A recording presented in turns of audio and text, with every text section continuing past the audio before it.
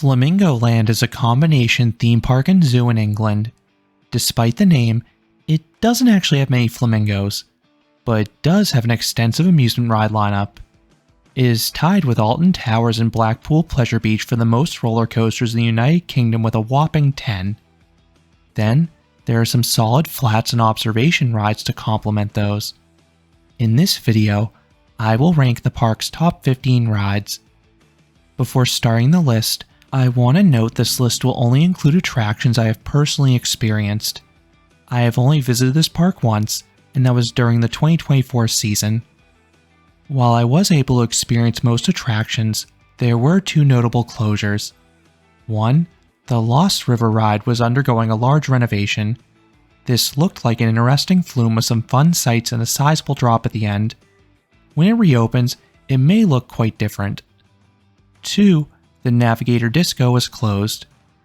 This video will not rank any of the animal exhibits, but I strongly recommend visiting the zoo while at the park. They have a pretty extensive area with some notable animals. Starting off the list at number 15 is Voodoo. This is a Huss swinging ship. I really like the location next to the water, and this offers some light airtime if you're on the ends of the boat. Number 14. The Muddy Duck Tractor Ride. This is a tracked car ride. This one takes place in tractors, and it offers some interesting sights as you pass some live farm animals. Number 13. Splash Battle. This is a Preston water ride. It has a bevy of guns and sprayers, allowing both riders and onlookers to get soaked with enough interactivity. Number 12. Twistosaurus. This is a small Zamperla spinning coaster. The hairpin turns offer some weak laterals at the start, and the helix offers some Gs, but the highlight is the spin of the vehicles. At minimum, you will get a consistent rotation, but at best, you could rotate decently fast to yield a dizzying experience. Number 11. People Mover. This is a slow-moving monorail. The portion by the parking lot is not too fun, and the ride itself is not too elevated, but it still offers a nice view of the park when the course runs alongside the midway. Number 10. Zoo Monorail. This is yet another monorail, but I prefer the sights in this one. Although it probably should be called a baboon monorail, because that's the only exhibit you actually circle. That being said, the baboons were super active, so I was plenty happy watching them for a few minutes, and the views certainly beat the one from the pathways. Number 9. Flip Flop. This is a Fabry Frisbee.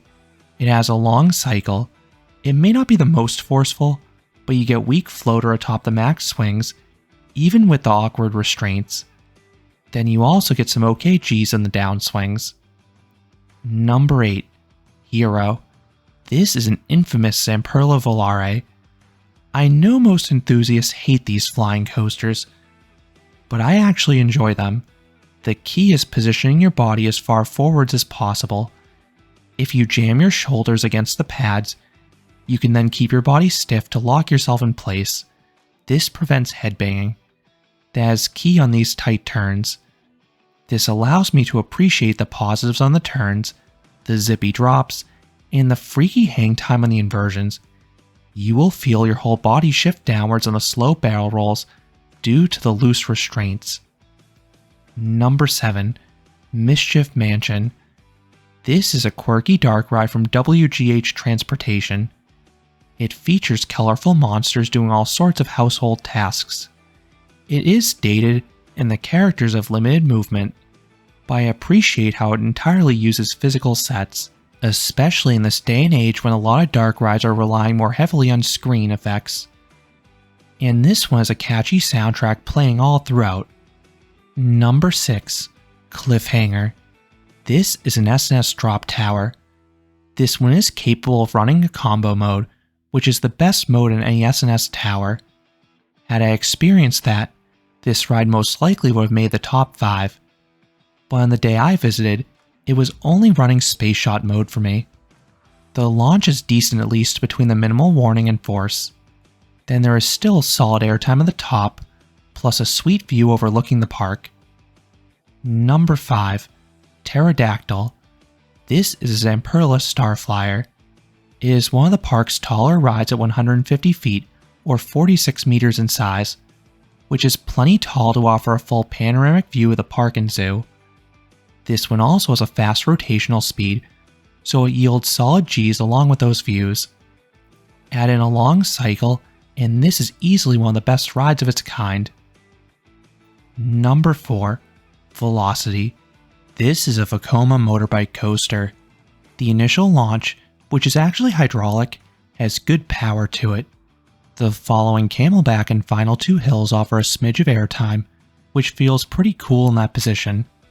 Then the turnaround and low turns offer good Gs and speed. While the seating enhances the speed, the stiff seats can cause some discomfort to your thighs when the train rattles on the turns. Number 3. Mumbo Jumbo. This is an SNSL logo.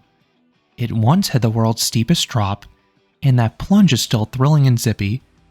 The pacing is a bit wonky due to some trims and high turns, but I love the plentiful hang time on the 2 inversions. I wish the restraints were more freeing, but the hang time is strong enough to overcome that, and the ride is smooth. Number 2. Kumali. This is a Vekoma SLC, but this is way different than the others. First and most importantly, it is mostly smooth, even with the bulky over-the-shoulder restraints. 2. It has a modified layout more akin to a B&M invert. There's a forceful vertical loop and cobra roll. Then the 0G roll is super floaty. It may not have the longest layout, but it's fast-paced and quality over quantity here. And coming in at number 1 is Sick. This is a 10 inversion roller coaster from Intamin.